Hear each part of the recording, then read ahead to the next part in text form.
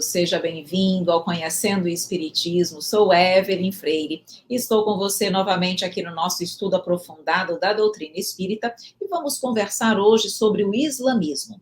Nós já tivemos a oportunidade de entender um pouquinho sobre essa religião lá no início do nosso curso, quando estudamos sobre as religiões não cristãs. Mas hoje nós vamos aprofundar o nosso estudo sobre esta temática, vendo realmente os seus princípios, como ela se organiza. Hoje a aula vai ser realmente só para estudarmos o islamismo.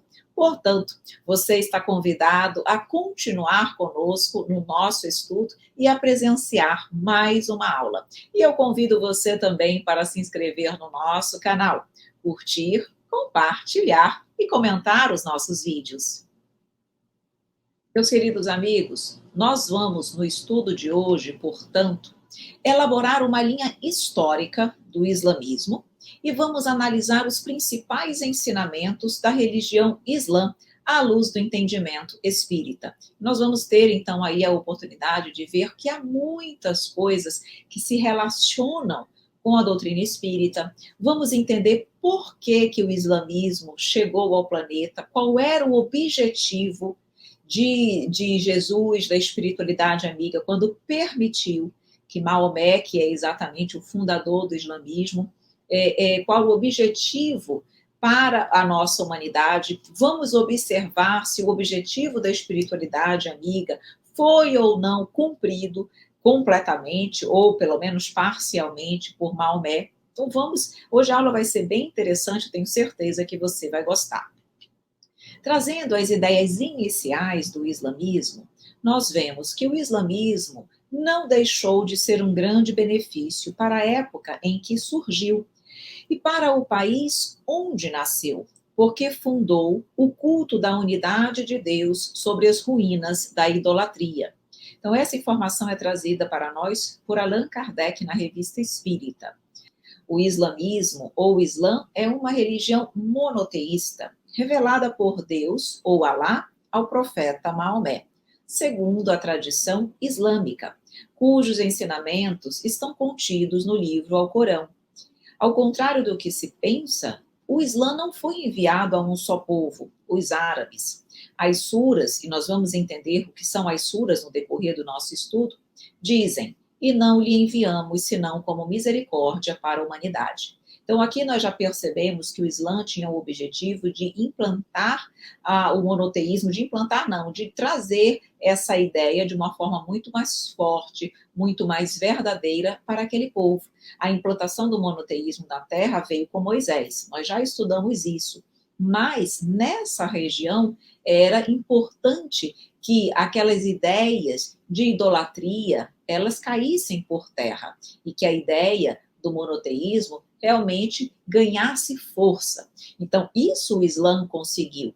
Então, nós vamos perceber que, conquanto haja equívocos em algumas colocações do islamismo, por conta da fragilidade, das imperfeições ainda do homem e de Maomé, que não teve condições de cumprir em sua totalidade a missão que lhe cabia, mas benefícios houve, e esse é um deles. Outra coisa, o islamismo, ele não era específico unicamente para o povo árabe, mas para toda a humanidade, porque o objetivo era exatamente, o objetivo da espiritualidade, nós vamos ver, era trazer novamente a força do evangelho do Cristo para a humanidade. Por quê? Porque naquela época, em função das deturpações da Igreja Católica, como nós já estudamos, era necessário que houvesse uma renovação, um relembrar do Evangelho do Cristo. E essa era também a ideia, o objetivo de Maomé aqui na Terra. A revelação divina, base da crença islâmica, está resumida no seguinte artigo de fé: não há um Deus senão Alá, e Maomé é seu profeta, reforçando a ideia do Deus único e do monoteísmo. Numerosos espíritos reencarnam com as mais altas delegações do plano invisível. Entre esses missionários veio aquele que se chamou Maomé, ao nascer em Meca no ano 570. filho da tribo dos Coraixitas. Sua missão, vejam aí, era reunir todas as tribos árabes sob a luz dos ensinos cristãos, de modo a organizar-se na Ásia um movimento forte de restauração do Evangelho do Cristo, em oposição aos abusos romanos nos ambientes da Europa. Então, Emmanuel vem aí nos mostrar qual era o objetivo de Maomé. Era exatamente reunir essas tribos sob a luz dos ensinos cristãos, ou seja, restaurar o evangelho do Cristo que vinha sendo deturpado em decorrência dos abusos romanos. Então nós percebemos aí que há sempre um plano da espiritualidade superior. Não significa que nós, ainda por sermos imperfeitos, consigamos cumpri-lo na sua totalidade. Porque os espíritos perfeitos, puros, Cristos, realmente não falham mais. Mas os espíritos que ainda não alcançaram essa condição ainda podem falhar totalmente ou parcialmente. Então vamos começar agora realmente a detalhar um pouco mais sobre o islamismo e vamos trazer algumas informações básicas para nós entendermos como eles pensam, quais são as suas crenças e etc. Allan Kardec nos esclarece que há poucas informações sobre Maomé e a religião que ele fundou, o islamismo, mas considera importante estudá-la.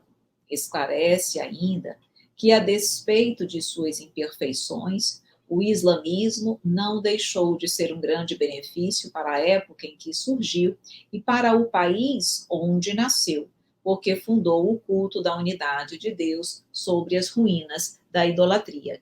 Islamismo ou Islã? Religião monoteísta, supostamente revelada por Deus ou Alá ao profeta Maomé, cujos ensinamentos estão contidos no livro Alcorão. O Islã não foi enviado a um só povo, os árabes. Nas suras constam: e não lhe enviamos senão como misericórdia para a humanidade. Digo, ó gentes, eu sou o mensageiro de Alá para todos vocês. Reforçando então mais uma vez aquela ideia que nós já dissemos, que não veio apenas para os árabes, mas para toda a humanidade. Isso é muito interessante, porque na verdade a mensagem evangélica, ela é para todos. Ela não é exclusiva de um único povo, de uma única cultura. E o Islã tem esse caráter para todos os povos. Alá, palavra árabe que significa Deus. Alá é um juiz onipotente, mas repleto de amor e de compaixão. Daí a razão de todas as suras, que são os versículos do Corão ou ao Corão, se iniciarem com as palavras em nome de Alá, o misericordioso, o compassivo. Alá não é apenas o Deus a que todos os homens devem se submeter, é também o único que pode perdoar e auxiliar. Então vejam aí que eles colocam Deus como sendo o juiz onipotente, ou seja, a inteligência suprema, realmente, mas repleto de amor e de compaixão. Exatamente aquilo que nós colocamos dentro da doutrina espírita, que Deus é onipotente, onipresente, onisciente, soberanamente justo e bom. Então, nós percebemos aí que a ideia que o islamismo traz não é a ideia de um Deus vingativo, mas é a ideia de um Deus misericordioso e bom, o único que pode perdoar e auxiliar. Por quê? Porque é exatamente essa inteligência suprema. Quando ele diz aqui, não é apenas o Deus a que todos os homens devem se submeter, mas também o que pode perdoar e auxiliar. Ou seja, nós devemos nos submeter a ele, nós devemos renunciar, nós devemos, na verdade, nos colocar ali na condição de filhos, ele numa condição de autoridade moral sublime, numa condição de pai e de criador, que é também o que nós colocamos e vemos dentro da doutrina espírita. Então, o Islã, ou com o tio ou com M, é uma palavra árabe com dupla significação. No sentido etimológico, significa paz, e no sentido religioso, submissão. Trata-se de uma doutrina que teve origem na Arábia. Nós já vimos que significa uma completa submissão do homem a Deus, a Alá. A palavra submissão tem um sentido muito específico para o islamismo, o de que o homem deve se entregar a Deus e se submeter à sua vontade em todos os instantes e setores da vida social. É uma condição para ser muçulmano. E, de fato, nós devemos agir assim. Devemos nos entregar ao Pai, nos submeter à vontade dele, porque ele sabe o que é melhor para nós. Por isso que dentro da doutrina espírita nós sempre colocamos que seja feita, Senhor, a tua vontade, assim na terra como no céu. O cristianismo se coloca isso e a doutrina espírita reforça essa ideia, porque ele sabe o que é melhor para nós. Então, o islamismo também coloca essa ideia de que Deus é onipotente, onipresente, é a inteligência suprema, porque ele é o nosso Criador, é o maior, e cabe a cada um de nós nos submetermos a ele. Então vejam que tem muitas coisas similares à doutrina espírita também, e ao cristianismo também. Quem foi Maomé? Nome que significa o altamente louvado, representa o sumo profeta dos muçulmanos. Descende de Ismael, filho de Abraão, com a escrava árabe Agar. Nasceu por volta de 570 depois de Cristo em Meca e faleceu em Medina com a idade de 63 anos. Então foi ele que, na verdade, teve, segundo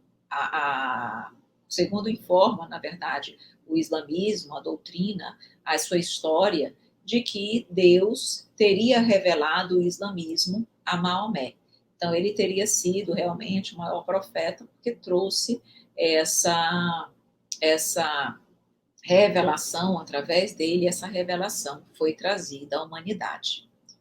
Maomé vivia do transporte de caravanas e do comércio em toda a extensão da Península Árabe.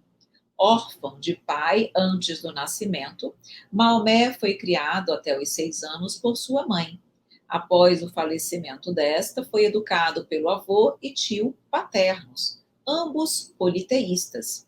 Aos 25 anos, conheceu Khadija, sua futura esposa, mulher bonita e rica, que também organizava caravanas. Teve muitos filhos com ela. Aos 40 anos, sentiu a necessidade de se refugiar nas grutas de Meca para meditar sobre os destinos do homem, uma vez que se encontrava insatisfeito com a prática politeísta da religião de sua família. Vejam, então, que não há o acaso. A própria a cultura politeísta da sua família começou a lhe trazer um certo desconforto, lhe incomodar de alguma forma.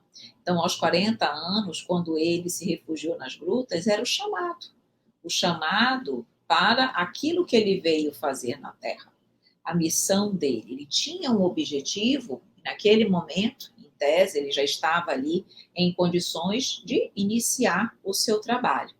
Então, nesse momento aí, olha como foi importante ele se refugiar, ele refletir, porque ele veio exatamente com o islamismo combater a prática politeísta.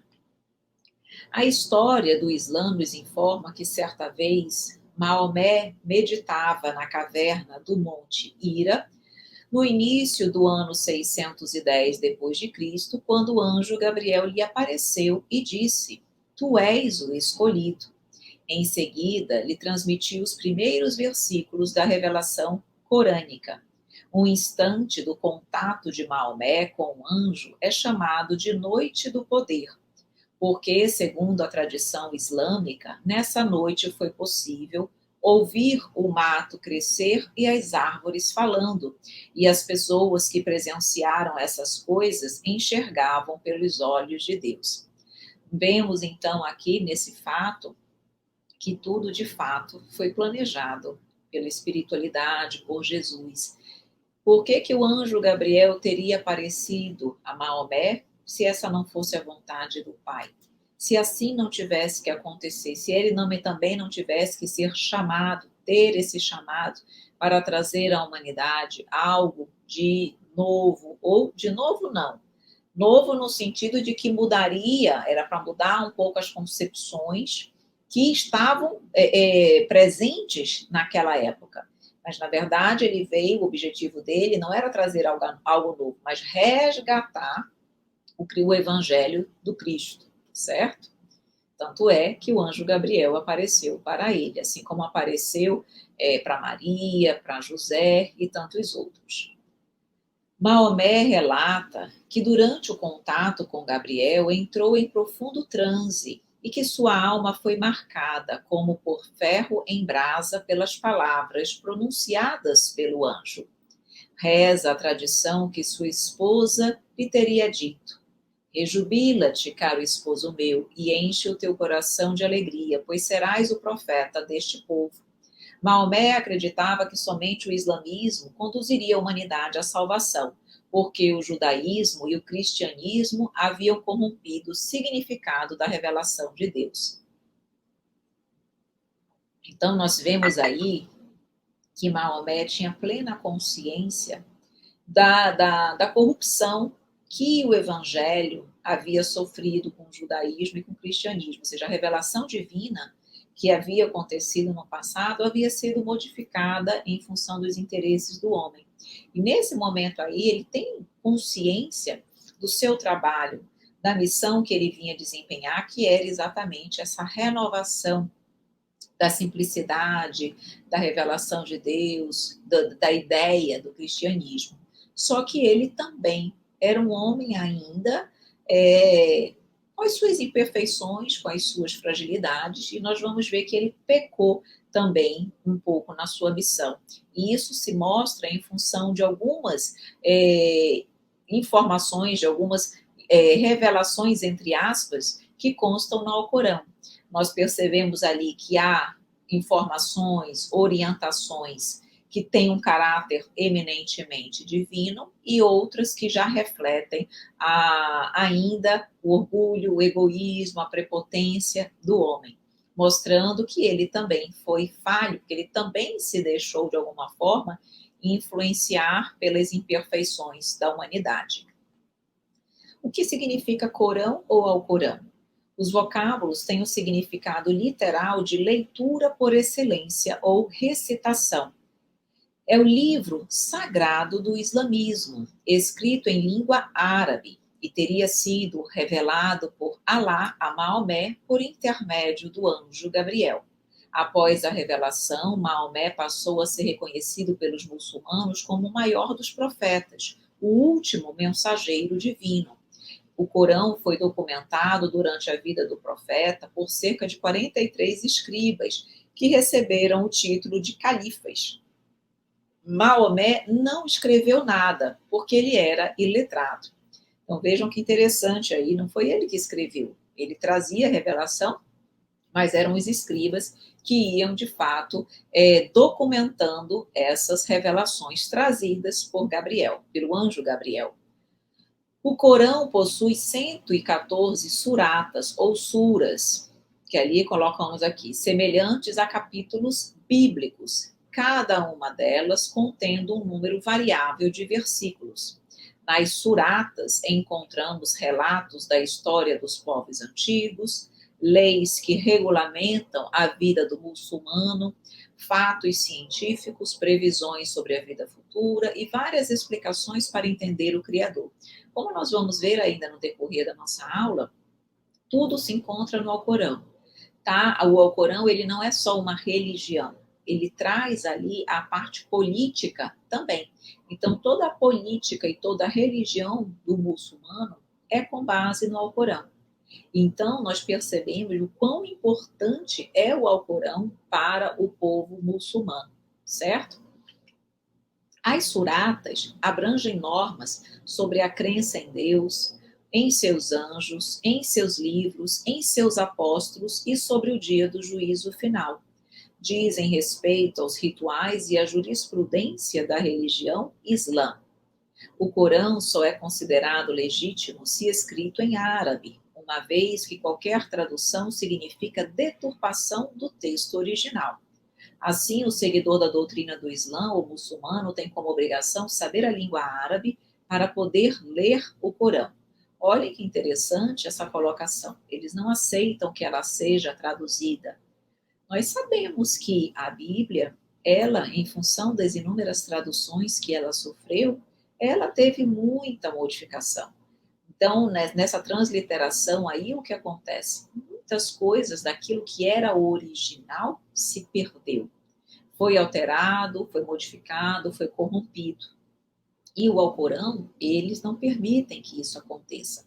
Exatamente como eles colocam aqui, para que não haja uma deturpação do texto original. Então, tem que ser realmente em árabe, e quem quiser ler o Alcorão precisa saber a língua árabe. O que significa uma com dois M's ou uma com um M? Uma comunidade de crentes islâmicos, coordenadora de do movimento islâmico. Na cidade de Medina, em Iatribe, fundou a primeira uma de crentes islâmicos, que se tornou famosa por suas atividades. Essa cidade ficou conhecida como a cidade do profeta. Muçulmanos ou islamitas são pessoas que professam o islamismo. Podem ser árabes, de origem árabe ou de qualquer outra etnia. Então, vejam, muçulmanos são aqueles que seguem o islamismo. Não significam necessariamente que todo árabe é muçulmano. Tem árabe que não é muçulmano e tem muçulmano que não é árabe. Kaaba ou Kaaba, palavra árabe que significa cubo, situada em Meca. A Kaaba é o santuário e a mais antiga mesquita dos muçulmanos. Trata-se de um edifício quadrado coberto por um pano negro que os muçulmanos acreditam ter vindo do céu. Num canto da Kaaba fica uma pedra negra incrustada na parede, adorada como o último pedaço da morada celeste. Então, aqui são algumas realmente terminologias que nós precisamos entender. Uma é essa comunidade de crentes islâmicos. Kaaba significa exatamente esse santuário e a mais antiga mesquita dos muçulmanos. E a palavra muçulmanos ou islamitas são os que professam o islamismo, mas não são necessariamente árabes. Mesquita é o templo muçulmano de oração e de ofícios religiosos. Minarete, torre da mesquita, de onde parte o chamado da oração. Antigamente, ali havia uma pessoa, o muezim, que fazia o chamamento. Hoje, porém, ouve-se uma fita gravada. O chamado da oração, feito em diversas horas do dia, é assim: Alá é grande, não há outro Deus senão Alá, e Maomé é seu profeta. Vinde para a oração, vinde para a salvação. Alá é grande, não há outro Deus senão Alá. Então, dessa torre chamada minarete, vem esse chamado. Nós vamos estudar, mas aqui já está sendo dito, que os muçulmanos eles oram em vários momentos do dia. E aí, naquele momento que há o chamamento, em cima, lá no minarete, eles realmente, onde quer que eles estejam, esse chamado é alguns minutos antes do horário necessário e previsto para iniciar as orações, para que eles tenham tempo de se lavar, de se higienizar, para realizarem as preces. Meca é a cidade da Arábia Saudita, capital da província de Edjaz. É a cidade santa dos muçulmanos, desde o século VII da era cristã, por ter sido o local onde Maomé nasceu e onde está localizada a mesquita mais importante dos islâmicos, que é a Kaaba, que nós já vimos. No ano de 1924, Meca foi conquistada e eu não sei pronunciar esse nome, Ibn Saud, e passou a fazer parte do seu reino, que ele chamaria de Arábia Saudita em 1932. E Din é, para a religião muçulmana, um sistema de vida, um conjunto de princípios e práticas que regem o relacionamento do homem com o Criador, consigo mesmo, com o seu semelhante, com outros seres da natureza e com o ambiente em que vive. O Din deve propiciar um estado de equilíbrio às vidas material e espiritual. Então, aqui nós vemos sobre a Meca e o Din. Meca, então, é essa cidade da Arábia Saudita que é considerada santa para os muçulmanos, por duas razões. Porque Maomé nasceu ali e porque ali se encontra a mesquita mais antiga, mais importante dos islâmicos, que é a Caba. Então, é uma cidade realmente que eles precisam visitar, que eles adoram por conta desses motivos trazidos aqui para vocês. E Din é um sistema de vida, é um modo de viver, é como eles devem viver para que eles possam encontrar um estado de equilíbrio, tanto materialmente quanto espiritualmente, tá? A doutrina espírita também nos traz isso. A doutrina espírita não tem um lugar sagrado, tá? Como Meca, uma cidade sagrada, não tem. Mas a doutrina espírita, ela também nos fala de um estilo de vida, ou não? Com certeza. Ela fala, ela nos orienta como nós devemos viver para que nós possamos ter equilíbrio material e espiritual. Não é que seja uma regra, no sentido de que eu sou obrigada a vivenciar daquela forma, mas ela nos traz caminhos, ela nos orienta. Para quem está perdido, a doutrina espírita é um excelente mapa, é um excelente roteiro de vida.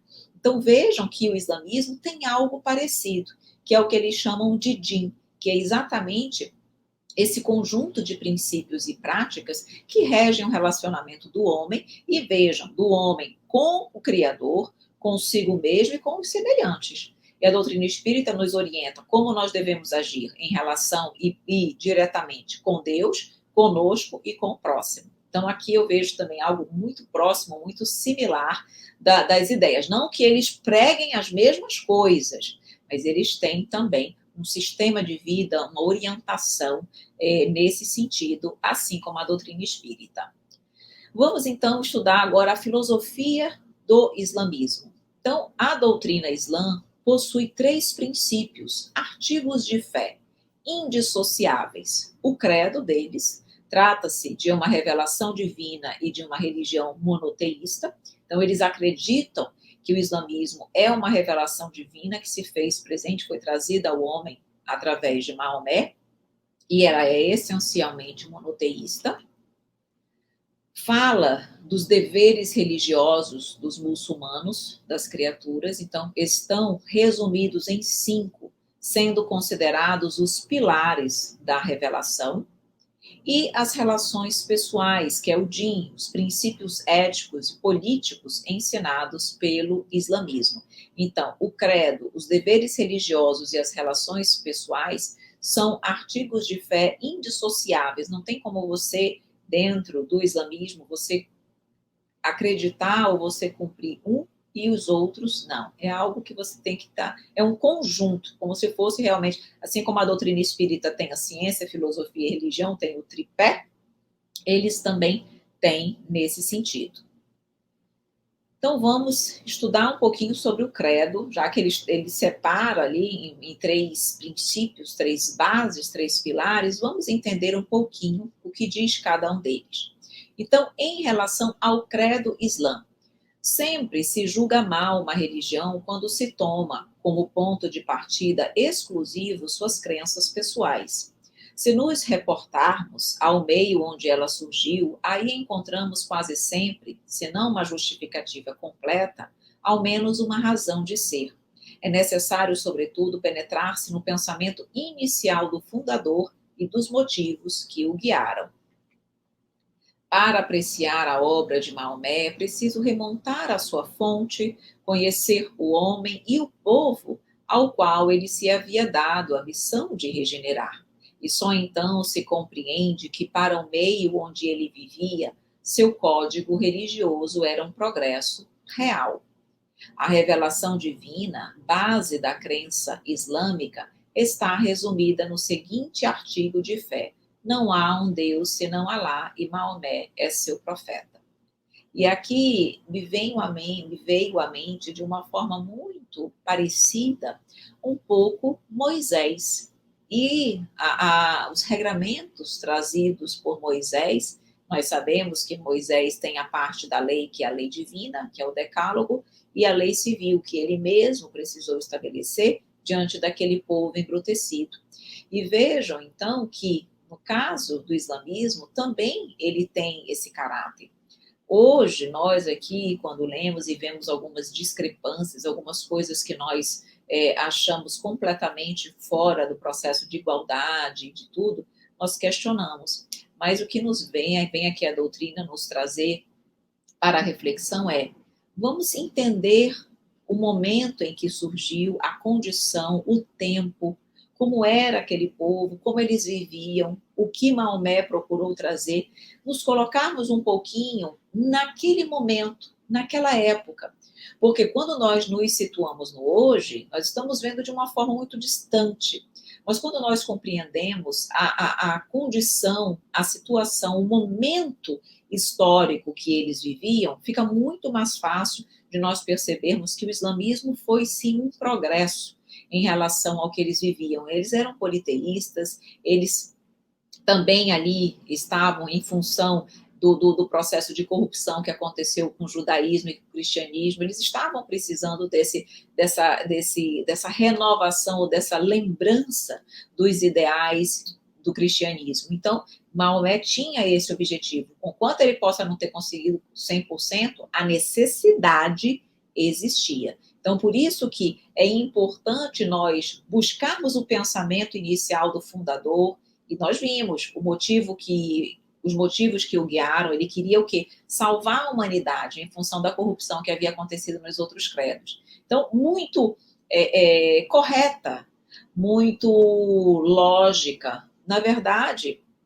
quando nós ouvimos algo nesse sentido, nós até dizemos, puxa vida, que coisa boa, alguém que veio procurar realmente resgatar todos esses valores, digno de admiração. Se não aconteceu como deveria, não é porque a ideia não era boa, mas é porque o homem ainda é frágil. A crença na unidade de Deus é entendida sobre 3 enfoques: unicidade do Criador, significa que Alá criou e mantém o universo, coisas e seres, pois ele é o Senhor de tudo e de todos. Unicidade da divindade, expressa que Alá é o único que devemos adorar e somente a ele devemos dirigir nossas súplicas, dispensando intermediários entre ele e os homens. Unicidade dos nomes e atributos de Alá, esclarece que a Alá pertencem todos os nomes e atributos da perfeição, razão suficiente para nos submetermos totalmente a ele, pois Alá, o único, o absoluto, jamais gerou ou foi gerado, e nada é comparável a ele. E aqui nós vemos exatamente tudo que nós entendemos e conseguimos estudar dentro da concepção de Deus no Espiritismo. Então, Alá criou e mantém o universo? Sim. Inteligência suprema, causa primária de todas as coisas. Criou tudo o que existe no mundo material e na erraticidade também. Então, é o que ele diz aqui: mantém o universo, coisas e seres, porque ele é o Senhor de tudo e de todos. Perfeitamente em conformidade com o que a doutrina espírita nos fala. Unicidade da divindade expressa que Alá é o único que devemos adorar e somente a ele devemos dirigir nossas súplicas, dispensando intermediários entre ele e os homens. A doutrina espírita, quanto de que nós podemos orar para os espíritos superiores, para o nosso anjo da guarda, e nós sabemos que podemos, ele é muito claro no sentido de dizer, nós não precisamos de intermediários. Não há necessidade de haver, por exemplo, um padre, como acontece dentro do cristianismo, para que a minha oração, a minha súplica chegue até Deus. Eu não preciso de um intermediário entre mim e o Pai. E isso aí é a pura verdade dentro da doutrina espírita, nós vemos isso também de forma muito clara, e é trazido aí também no islamismo. E no tocante da unicidade dos nomes e atributos de Alá, quando ele diz, a Alá pertencem todos os nomes e atributos da perfeição. Corretíssimo, porque Deus é perfeito em tudo, certo? Está de acordo também. Claro que dito de uma outra forma, mas é o que nós dizemos também.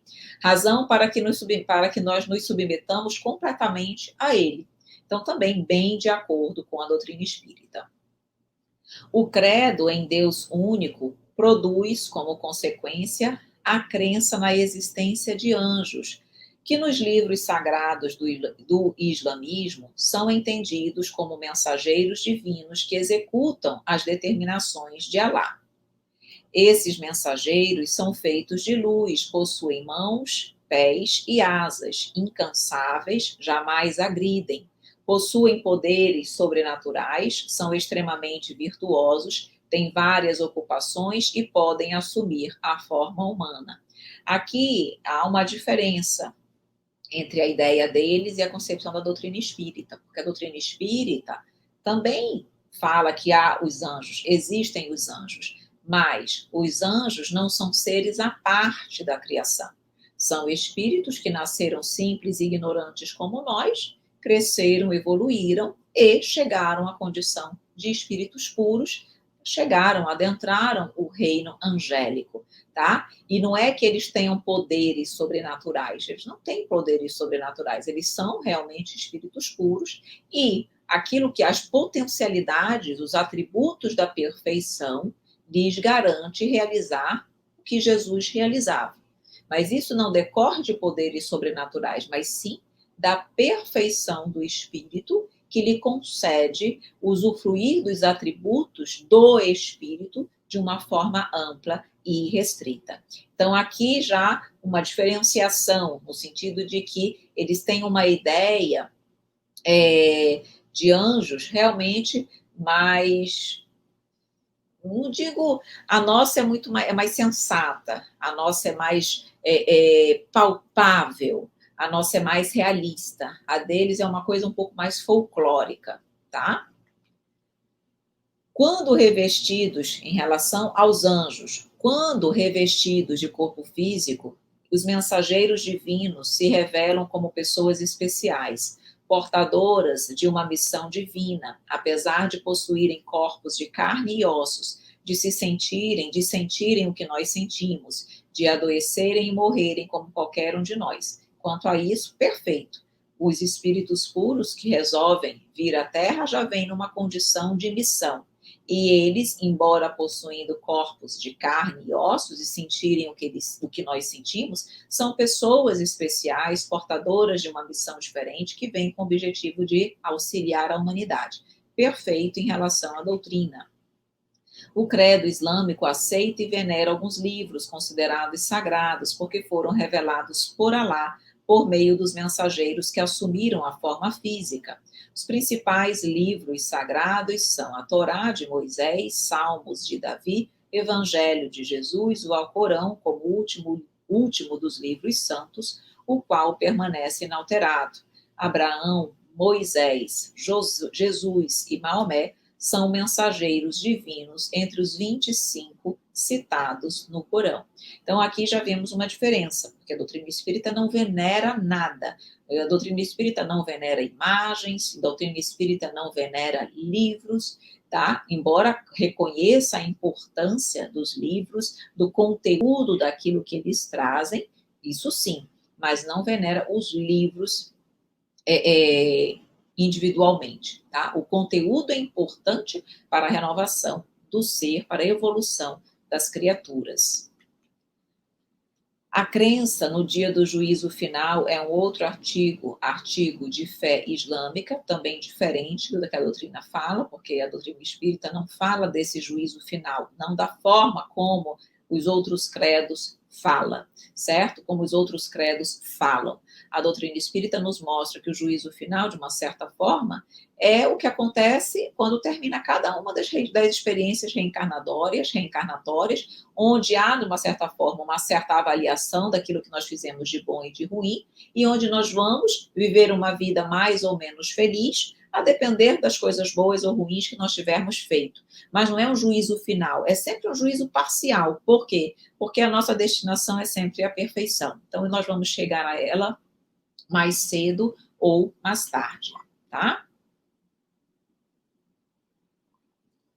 Outro artigo de fé é a crença na predestinação. Outro artigo de fé significa ter convicção que Alá é o Senhor e que ele colocou tudo no seu devido lugar, criando a felicidade e o sofrimento.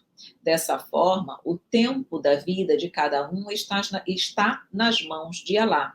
O homem possui livre arbítrio, mas não pode sair do círculo permitido por ele. deve esforçar-se para conseguir de maneira lícita o que deseja para mudar uma situação, não devendo acomodar-se e nem culpar o destino pela sorte ou azar. Então, aqui em relação à predestinação, nós percebemos dentro do islamismo uma certa confusão entre planejamento reencarnatório e livre-arbítrio, entre fatalidade e livre-arbítrio. Tá? Então, nós percebemos aqui que eles entendem que já há uma predestinação, que é o que nós, dentro da doutrina espírita, chamamos de um planejamento reencarnatório, já há ali uma condição mais ou menos prevista de onde você vai nascer, das condições que você vai vivenciar, tá? Que é o que ele chama de predestinação. Mas, ao mesmo tempo, ele diz, o homem possui livre-arbítrio, mas ele não pode sair daquele círculo permitido por Deus. Ou seja, dentro da doutrina espírita, nós temos livre-arbítrio, mas é como se nós estivéssemos, de uma certa forma, limitados nesse livre-arbítrio, onde nós não podemos fazer 100% tudo o que nós queremos. E ele diz aqui que Deus, Alá, teria criado a felicidade e o sofrimento. Tá? E nós já sabemos que somos destinados à felicidade, mas o sofrimento não é uma criação de Deus, é, na verdade, uma criação dos homens. Somos nós que procuramos o sofrimento por usarmos o nosso livre-arbítrio de uma forma equivocada. Então, há uma certa... A ideia é muito interessante, há muita proximidade com aquilo que nós estudamos, mas não é exatamente... Tá? A doutrina espírita é muito mais clara, ela é muito mais lúcida quando ela nos fala que há o planejamento reencarnatório, mas é um planejamento. Todos nós temos o livre-arbítrio e podemos mudar esse planejamento de forma positiva ou negativa. E se através do uso do livre-arbítrio nós fizermos coisas em desconformidade com a lei, contrárias à lei de Deus, nós iremos, pela lei de ação e reação, pela lei, na verdade, de causa e efeito, nós vamos responder por isso. Mas, de qualquer maneira, nós não temos um livre-arbítrio pleno, nós podemos, em determinados momentos, ser tolhidos pelo Pai? Podemos. Tanto é que há as reencarnações compulsórias, tanto é que quando muitas vezes nós estamos utilizando o nosso livre-arbítrio, os nossos talentos de forma equivocada, Deus pode retirá-los, que é o ranger de dentes, prantos e ranger de dentes, é quando muitas vezes nós perdemos os nossos talentos. Então, há essa ideia de planejamento reencarnatório, de fatalidade e livre-arbítrio, um pouco misturado aí. Não é tão claramente explicado para nós como dentro da doutrina espírita, mas a ideia é excelente, a ideia é muito próxima, tá? Então, nós percebemos muitas coisas que nós conseguimos identificar dentro da doutrina espírita. O céu e o inferno estão descritos com detalhes no Corão e dão margem a diferentes tipos de interpretação muçulmana. Uma das críticas mais severas do islamismo contra o cristianismo é que, por este centralizar a palavra de Deus em Jesus, a religião cristã teria produzido uma ruptura na essência do monoteísmo. Tal fato não aconteceu com o islamismo, já que o Corão é literalmente a palavra de Deus. E é ofensivo chamar os seguidores do Islã de maometanos. Eles se dizem muçulmanos ou seguidores do Islã, uma vez que Maomé foi apenas um profeta, o maior deles. Não criou uma religião, mas revelou a religião verdadeira. Então, nos mostra que essa concepção de céu e inferno varia muito em função das descrições que eles trazem, acaba dando ali uma margem para muitas interpretações diversas. Eles são contrários ao fato de que Jesus, quando na passagem do Evangelho de João, diz: e o verbo se fez carne e habitou entre nós. Então, o fato de centralizar a palavra de Deus em Jesus, eles são contrários a isso, porque é como se houvesse ali um intermediário entre Deus e a criatura. Então, eles acham que isso, de uma certa forma, promoveu uma ruptura na essência do monoteísmo. Por quê? Porque no monoteísmo, o Deus criador fala diretamente com a criatura, sem intermediários. E Jesus seria esse intermediário. Então, eles criticam isso. E não é correto, eles não gostam que serem chamados de maometanos, Por quê? Porque Maomé foi um dos profetas. Foi o profeta que, na verdade, revelou a religião. Mas eles são muçulmanos, certo? E não maometanos. Vamos para os deveres religiosos da filosofia islã, da filosofia do Islã. São práticas resumidas em 5 pilares que se complementam e devem ser aceitas integralmente pelos muçulmanos. Então vamos lá. Credo ou charrada, também chamado de testemunho, está resumido na expressão não há Deus senão Alá e Maomé é seu profeta. Este testemunho deve ser repetido pelos fiéis várias vezes durante o dia e também proclamado do alto dos essa palavra é difícil, minaretes, na hora de cada oração. Oração ou salat representa a comunicação direta dos homens com Alá, sem intermediários. As orações são pronunciadas 5 vezes ao dia. Antes de cada oração, ouve-se o chamado vindo dos minaretes, dando tempo ao crente para ritualmente se tornar limpo.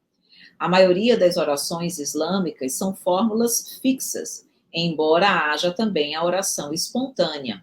Podem ser ditas em qualquer lugar, desde que a pessoa se ajoelhe e ore voltada para a Meca.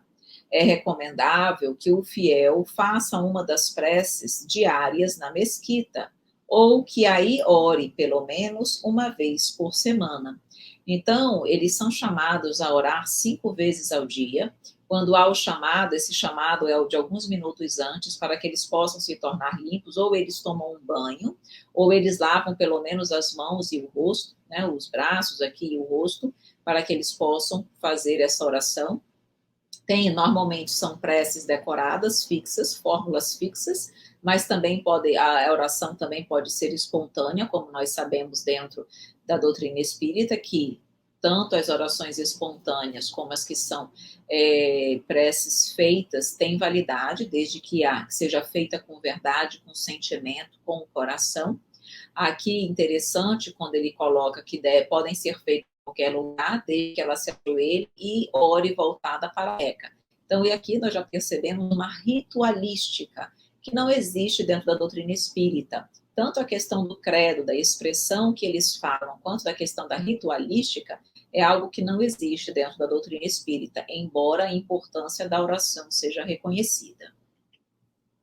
Caridade trata-se de uma taxa ou imposto formal obrigatório fixado em 2,5%, 2,5% sobre a riqueza e a propriedade do muçulmano, que este deve doar à mesquita. Então, nós também vemos que, nesse ponto, isso também não existe o zakat na doutrina espírita. Ninguém é chamado a contribuir de forma obrigatória. Na doutrina espírita, se você quiser e puder, você pode doar alguma coisa para ajudar na manutenção das casas espíritas, mas isso não é obrigatório, é algo que realmente é facultativo. O jejum, ou siam, é o 4º dever islâmico. O Corão proíbe aos muçulmanos de comerem carne de porco, de cachorro, raposa, asno, por considerarem estes animais impuros. Proíbe também a ingestão de sangue sob qualquer forma. O vinho e outras bebidas alcoólicas são também proibidas. No 9º mês do ano muçulmano, o Ramadã, mês sagrado do jejum, há um dia de jejum especial. O Ramadã foi o mês em que Maomé teve a sua primeira revelação, e o jejum simboliza o retiro que todo muçulmano deveria fazer, como Maomé fez. Então, eles têm também ali, dentre os seus deveres religiosos, a necessidade de jejuar. E aí, eles existem, além de precisarem jejuar, existem ainda regras no tocante à questão alimentícia, como a proibição de ingerir determinadas carnes, a ingestão de sangue, a questão de vinho e outras bebidas alcoólicas. Então, há também vários regramentos no que tange à alimentação dos muçulmanos.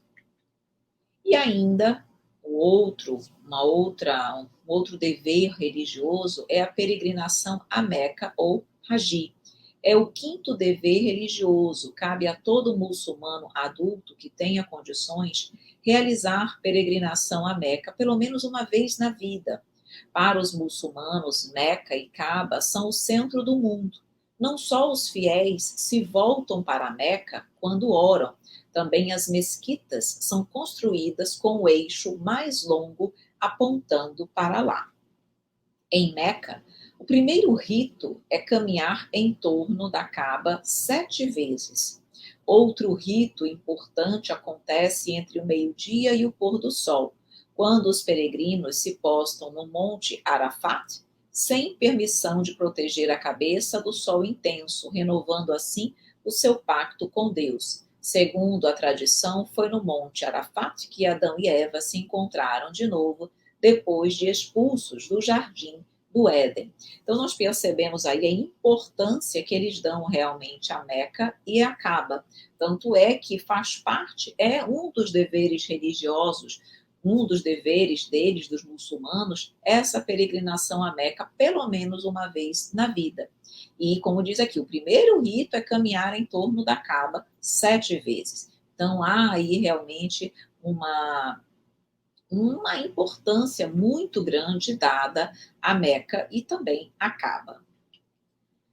Vamos para as relações pessoais dos muçulmanos. Então, são normas relativas à convivência social, ética e política. Tradicionalmente, não há no Islã distinção entre religião e política, entre fé e moral. Está tudo dentro do Alcorão.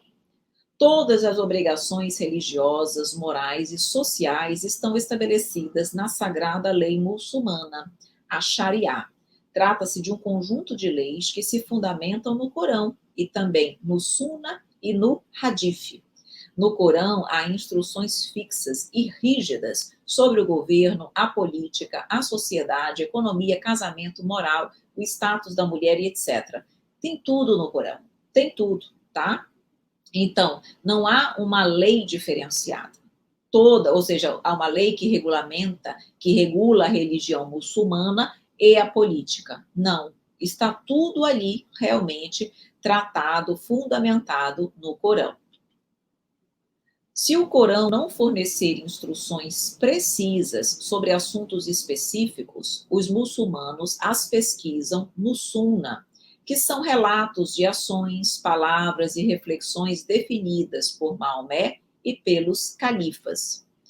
A outra fonte legalista de consulta é o Hadith, coletâneas que tratam da vida e das pregações de Maomé.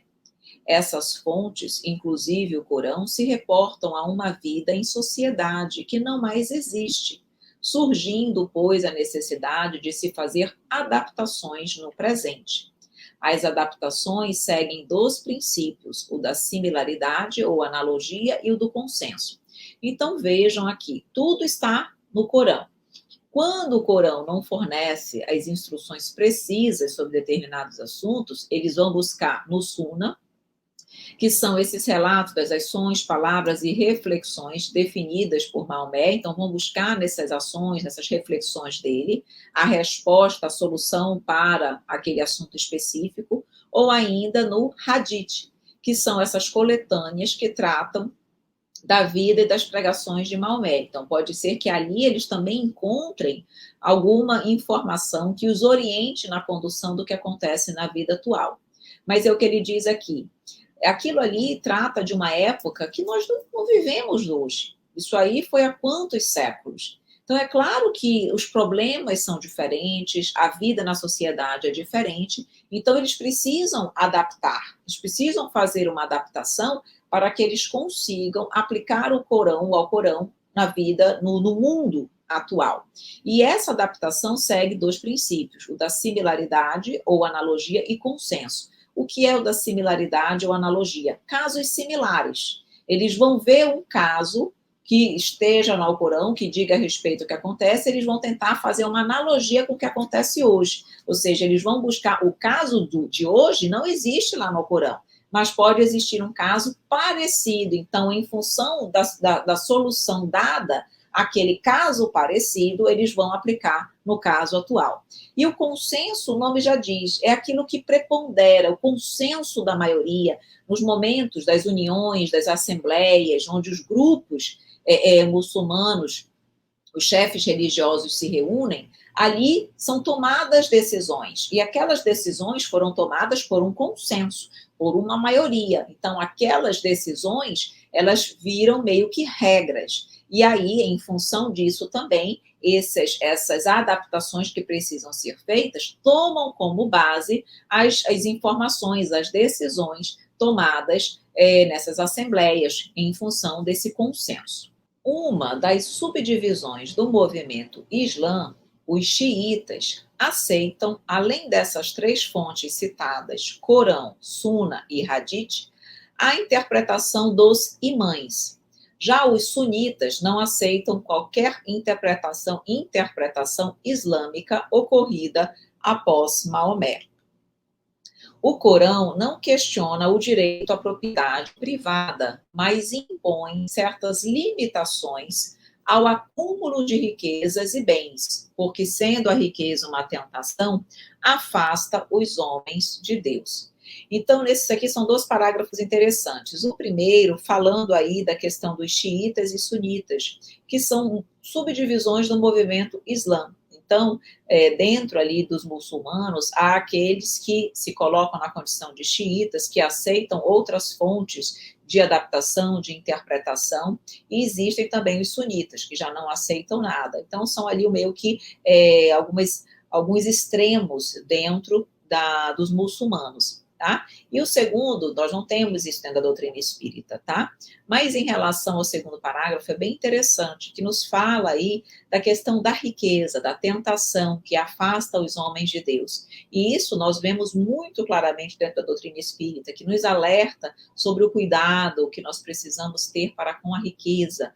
Por quê? Porque a riqueza, ela excita todas as más virtudes, ou nem sei se existe virtude, é sempre positiva, mas enfim, excita tudo aquilo que não é bom, excita o nosso orgulho, excita o nosso egoísmo, nos distancia de Deus. Então ele diz aqui, ó, não questiona o direito à propriedade, mas impõe certas limitações ao acúmulo de riquezas e de bens, porque se eu quero acumular muito, se eu quero agregar, se eu quero amontoar muitos bens, eu esqueço de Deus, eu esqueço da razão pela qual eu estou aqui, eu me distancio de Deus, eu me distancio, no caso deles, de Alá, tá? E é algo que nós realmente vemos, porque o homem ainda tem muita dificuldade de lidar positivamente com a riqueza. Positivamente em que sentido? No sentido de utilizá-la para o bem geral e não para o seu bem único exclusivamente, tá? Seguindo aqui, as mulheres representam um capítulo à parte nas relações pessoais. Na verdade, no Corão, há duas afirmações que se contradizem. A da Sura 431 e da Sura 228, respectivamente, expressas assim: os homens têm autoridade sobre as mulheres porque Deus os fez superiores a elas. E a segunda, as mulheres devem, por justiça, ter direitos semelhantes àqueles exercidos contra elas. Esta última citação dificilmente é utilizada. Então, eles acabam utilizando só a primeira para subjugarem a mulher. Mas nós percebemos que no Corão há aí essas duas informações que se contradizem, e nós vemos aí, lembram que nós mostramos e falamos que há uma certa contradição em determinados momentos, por quê? Porque nós percebemos ali a presença da inspiração divina e, ao mesmo tempo, a presença da fragilidade humana.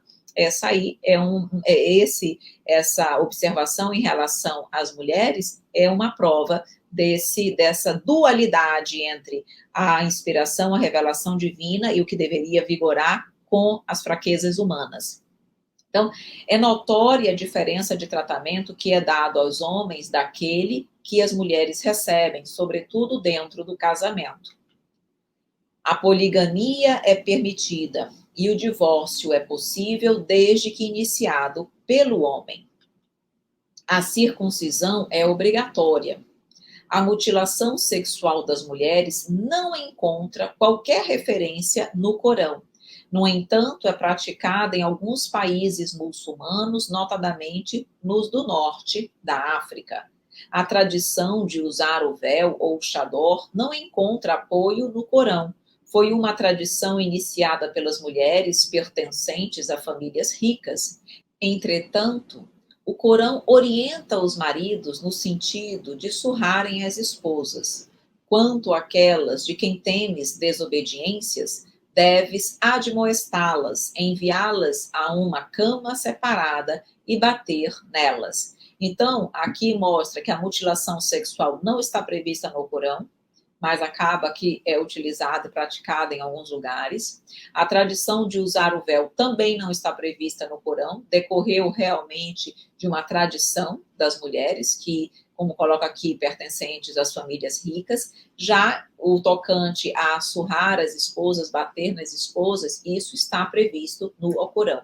Então, isso jamais teria sido trazido pela justiça divina. Tá? Então, nós percebemos que isso aí, de alguma forma, foi incluído ainda, porque ele, muito provavelmente, ele quem? Maomé, foi influenciado por espíritos imperfeitos, por espíritos levianos, impuros, e se deixou influenciar e colocou isso no Corão. Ou isso partiu dele mesmo, mas que isso jamais teria partido de uma revelação divina, de um espírito superior. Isso por quê? Porque isso fere a lei de conservação, a lei de justiça, de amor e de caridade, de igualdade, enfim, fere as leis divinas. Antes da fundação do papado, em 607, nós vamos agora falar da doutrina espírita e o espiritismo, tá? Então, antes da fundação do papado, em 607, as forças espirituais se viram compelidas a um grande esforço no combate contra as sombras que ameaçavam todas as consciências. Muitos emissários do alto tomam corpo entre as falanges católicas no intuito de regenerar os costumes da igreja. E entre esses missionários veio Maomé, nascendo ali em Meca no ano de 570. Tá? Então, o objetivo dele era reunir todas as tribos árabes sob a luz dos ensinos cristãos, de modo a organizar ali na Ásia um movimento forte de restauração do Evangelho do Cristo. Por quê? Porque dentro do ambiente da Europa havia muitos abusos decorrentes ali de Roma e aquilo precisava ser interrompido, paralisado, detido. Só que Maomé, imperfeito, diz aqui, ó, Maomé, contudo, pobre e humilde no começo de sua vida, o que deveria ser de sacrifício, que deveria sua vida ser de sacrifício e exemplificação, torna-se rico após o casamento com Khadija, e não resiste ao assédio dos espíritos da sombra, traindo nobres obrigações espirituais com as suas fraquezas. Ou seja, ele, em função da riqueza, ele também deixou-se influenciar pelos espíritos da sombra e acabou colocando ali no Corão coisas que estavam completamente longe, realmente distantes do objetivo maior da sua missão. Então, ele não falhou de todo, mas ele não completou a sua missão como ele deveria.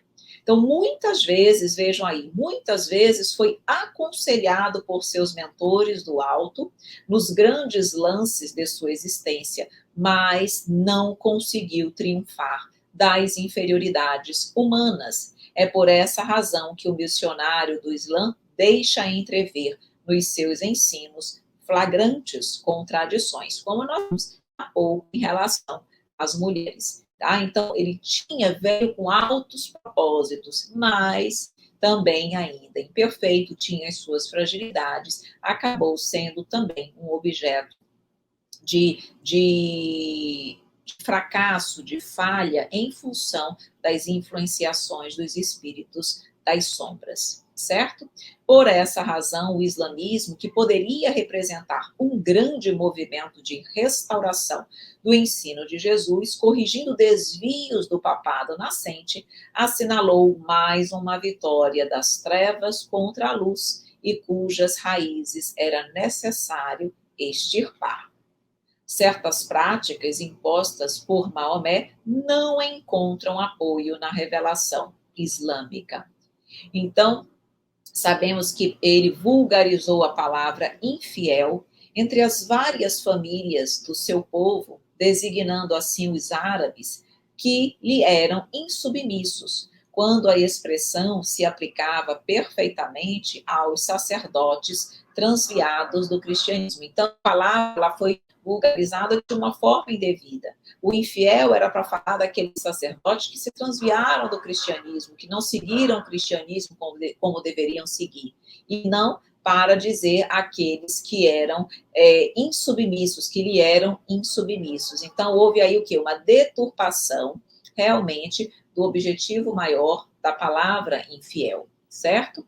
E aqui é interessante nós colocarmos que a Ismael, que é o guia espiritual do Brasil, segundo consta no livro Brasil, Coração do Mundo, Pátria do Evangelho, Ismael, que é o guia espiritual do Brasil, ele é o mesmo Ismael que foi filho de Abraão com a escrava Agar. E foi exatamente Ismael que deu origem à descendência árabe. Então, isso consta dentro da cultura, realmente, da história do islamismo. Então, diz aqui, Ismael, guia espiritual do Brasil, filho de Agar e Abraão, deu origem à descendência árabe, assim como Isaac, filho de Abraão com a judia Sara, formou a raça judaica. Ambos, Ismael e Isaac, são aparentados, portanto, de Maomé, certo? Por quê? Porque, na verdade, vem aí tudo de Abraão, ok? Então, isso consta também dentro da cultura islâmica. Perfeito? Meus amores, e aqui nós vamos finalizando, então, mais uma aula do nosso EAD. Muito obrigada pela sua participação, por estar sempre conosco, acompanhando os nossos estudos. Muito, muito obrigada. Um grande beijo, um grande abraço e até a nossa próxima aula, se Deus quiser. E siga aí as nossas redes sociais para você, tudo bem direitinho, para você acessar realmente os estudos e tudo que o Conhecendo o Espiritismo traz para você. Um grande beijo, então, e até a nossa próxima aula.